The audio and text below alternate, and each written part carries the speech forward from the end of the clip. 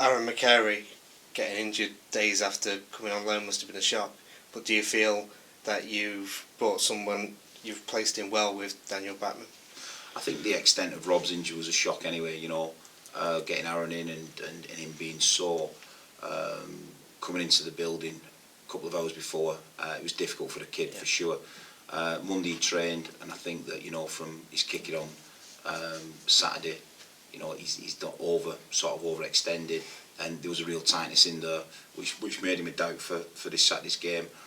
The other problem I had with Aaron though was he was cup tied, so that was another issue that, you know, if he couldn't play this Saturday, then he was cup tied as well. So I think at the back of our mind, once he was feeling his groin and he pulled out of training on Monday, it would be very difficult, you know, to just go with, you know, go on goalkeeper. So we've got Daniel in, and comes highly recommended, and we'll wait and see. You know, it's I've not got a crystal ball. I don't know how he's going to do.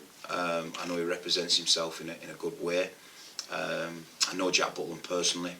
Spoke to Jack on him, and Jack tells me about the way he works, and it's interesting listening to Daniel talk about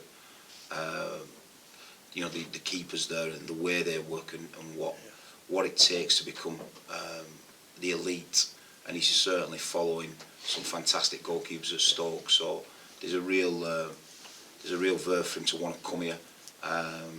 You know, I spoke to him 10:30 Monday night. He was on a coach coming back from the Blackburn Stoke game.